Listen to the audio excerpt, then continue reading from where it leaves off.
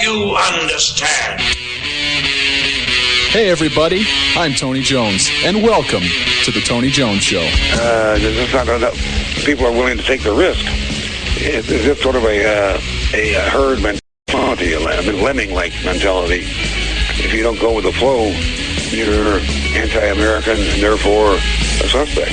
The Tony Jones Show, featuring punk, rockabilly, psychobilly, and Providence, Rhode Island's finest, starts right now. He's a dangerous militia member, I hear. Oh, and there she blows.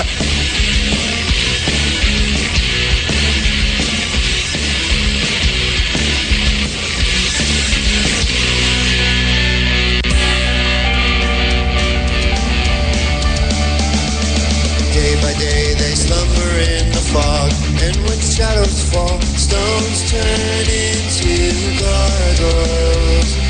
Guards of eternal palaces of grief from dismal dreams. Silhouettes of monsters on the solid walls spread their wings and fly away above it all. Night will come and set them free, but back by dawn they must be gargoyles. Born not from a carver's hand, they are sinister and dark, children of the wicked, guards of eternal palaces of grief from dismal dreams. Silhouettes of monsters on the solid walls spread their wings and fly away above it all. Night will come and set them free, but back by dawn they must be gargoyles. Silhouettes of monsters on the solid walls spread their wings and fly away above it all. Night will come and set them free, but back by dawn they must be gargoyles.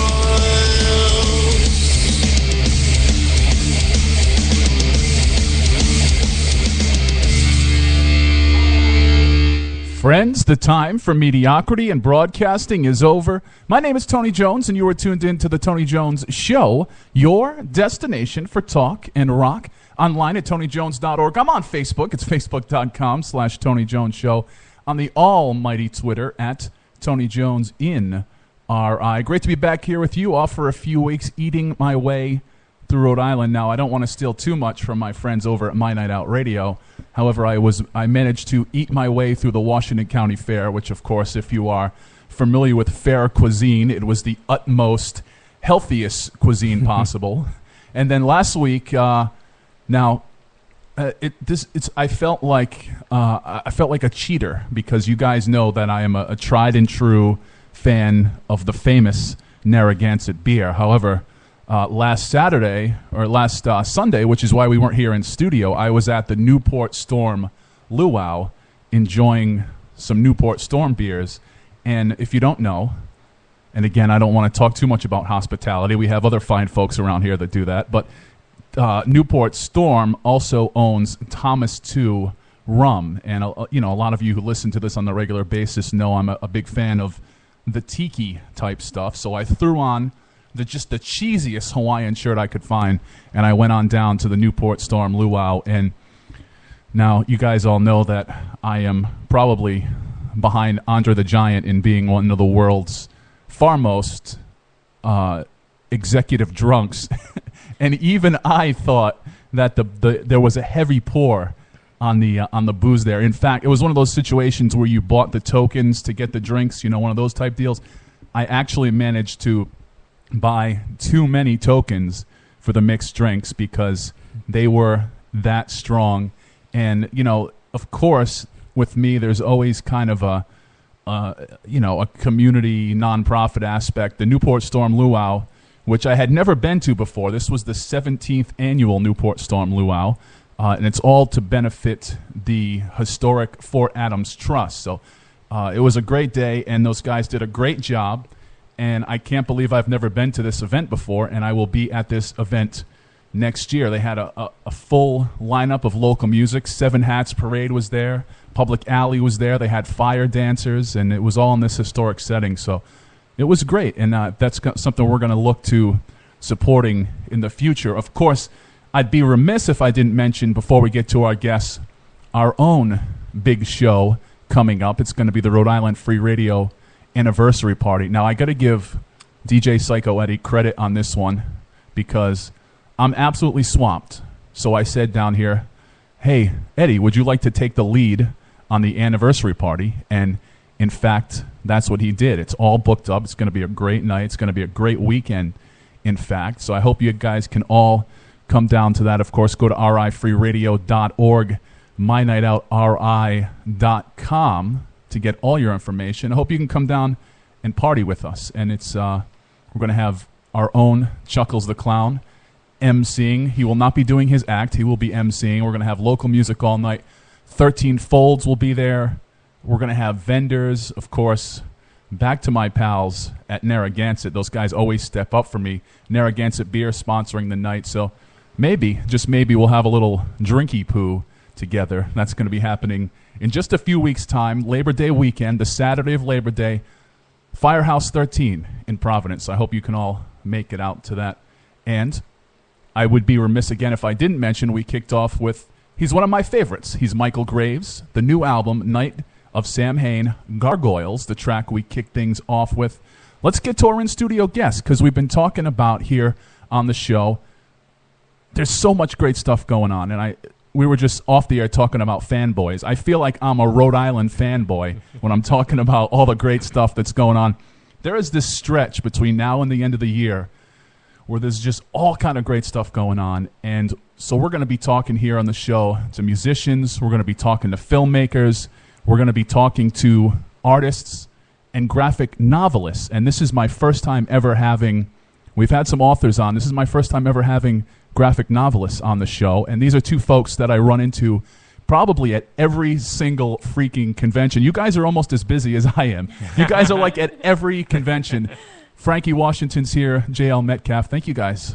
Hey, what's going on? So, I did the research for the show. You guys, like us, like kind of everybody around here, have multiple projects going on. So instead of me trying to go through your resume, I'm going to let you guys explain your multiple projects.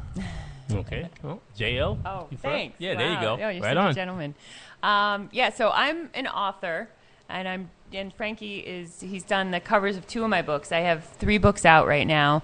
One is a fantasy novel. It's called The Last Daughter of Lilith. The second is Coming Undone. It's a nonfiction memoir kind of book, so it's a little different from my other 2.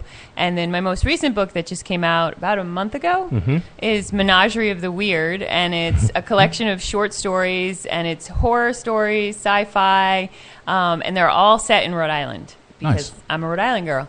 And then, like I said, Frankie did the covers for my first and third books, and we go to conventions and working on stuff with him. Yes, very secret projects. But my name's, I tend to go by Frankie B. Washington, because I'm sure that there's some killer out there named Frankie Washington somewhere. But anyway, I've been doing freelance illustration for like 24 years. I've worked as a film, I worked in animation, I worked in advertising, but as well as doing role-playing game artwork for various source books. But currently, I'm working on trading cards. I'm working for a company called Sunstone Games for their brand video game called Colossal Kaiju Combat, which is about giant monsters. Nice. Godzilla. Giant robots and stuff. So I'm really having a ball with that. But I'm also doing a few comic book projects as well. Unfortunately, I cannot divulge what these are because they're still in the stages of, they're going to be being released later on. Are you sure you don't want to break the news here on the Tony Jones Show? That would be perfect. I so wish I could. I really do wish I could. But again, it's a surprise that matters. And we're really building something up for Rhode Island Comic Con. So working very hard right now. I'm drawing like a madman, loving it. And Yeah. It's such a content. You spoke earlier about a series being about weird stuff. Rhode Island is such a content-rich environment for where, as we sit here in one of the oldest mills in the country. Yep. There's always weird stuff going on here. Is that kind of where you're drawing some of the influences from? I think so. Yeah. I mean, I've lived in Rhode Island my whole life, so I definitely understand how weird it can be. And Frankie and I were talking, and Stephen King places everything in Maine. Yes. And has kind of put Maine as a place to be. Yep. And, we thought, well, why can't Rhode Island be that way? It's Sure. weird. It's got its quirks, and weird stuff certainly can happen here. So it just seemed to make sense to kind of link all the stories together and have them placed in Rhode Island, because it's a place that I know, too. Right. And one of the things I learned when I was in school is write what you know. So, it's easier to write, from a standpoint of this is the state I grew up in, and, I love Rhode Island. Well, I think one of the things about it is that when I'm coming from a different kind of like comic book sort of, way of looking at writing. And one of the things about it is that I tend to be more of the Jack Kirby kind of guy, where I'm like, I'm like, break the rules. Let's make crazy stuff. Let's have giant monsters eating, people in Providence, destroying buildings. Mm-hmm. Where JL is more like she writes in a very realistic, almost like Harry Potterish kind of way, which isn't bad. I mean, J.K. Rowling did a fantastic job with Harry Potter, but there's a real sense of the world, as well as a sense of magic. So sometimes we'll be out and about, and then I'll have I may come up with some crazy kind of idea or whatever, and I'll just be like talking to the universe, right? And then she'll hear it, and then she'll say, okay, let me toss that down on a Post-it, and the next thing you know, there's a small little, she'll be sort of brings it together into this, in her writing and stuff like that. Mm-hmm. One of my favorite local comics is by a gentleman named Jason Mayhew, and all of his comics, or the comics he has out now so far, all revolve around a place here in Rhode Island called Rocky Point. Nice. Which I know. became Yep. an abandoned amusement park. That's which right. Is kind of still an abandoned amusement park. Sure. And, again, that's a situation where if you grew up in Rhode Island, if you're of a certain age, you were at Rocky Point every summer religiously. And then to twist kind of such a wholesome thing from your childhood and turn that almost into a horror comic, you can't beat that. No. And the funny part is I actually own that comic. Yeah, and I met him. It was a few years ago, but yeah, I actually have that comic, and it's well done. And again, that's the thing. We both love Stephen King, and he's done such a fantastic job of sort of making Maine this mystical, interesting place. And it was already, I suppose, but but again, it's like that's what JL's trying to do right here, where she's just taking these really cool stories and just saying, okay, we're just going to toss a name, and let's throw Providence in there, or let's throw, whatever, Warwick, Cranston, Buddy Cianci. Yeah, there you go. Oh, snap. Uh-oh. Oh, man, especially you could do a whole series just on his prison years. Yeah. Oh. What if he was a superhero? There you go. There's a story. Recently in North Kingstown, there's a place called Devil's Foot Rock. Whoa. And I like to, kind of hike out there. It's an easy hike. It's a fat guy friendly hike, in fact. Oh, really? That's what it is. Oh, yeah. So I like to go hiking there fairly often, kind of go to the area. And I was surprised about how many people weren't, I guess probably because I'm into horror and Halloween and stuff. I had always grown up hearing the folklore of Devil's Foot Rock, but I was surprised to see how many people weren't aware that there was this kind of kitschy, folklore-ish, horror-ish place, right in this kind of little quiet town. I'm just wondering, because again, I'm a recent transplant. I'm originally from Massachusetts, just moved here last April. But, is that connected to the Freetown Forest? I know it has to do with, the folklore has to do with Devil's Foot Rock, and then Purgatory up in the Worcester area of Massachusetts, and then there's kind of this New England connection of... Because I don't know if you know the history of Freetown Forest. I mean, I vaguely know it, but supposedly there was some weird stuff that happened in the Freetown Forest, and I remember, like, some people saying that you actually can walk from Freetown to Rhode Island, but I just don't know where it ended, where it would take you, so I didn't know if this was somehow connected to it. Yeah. So I'm going to go down to some local music. We're going to come back. We're going to talk a little bit more with our guests, because I want to know, and you probably all want to know, where they got their start. How did they break into this industry?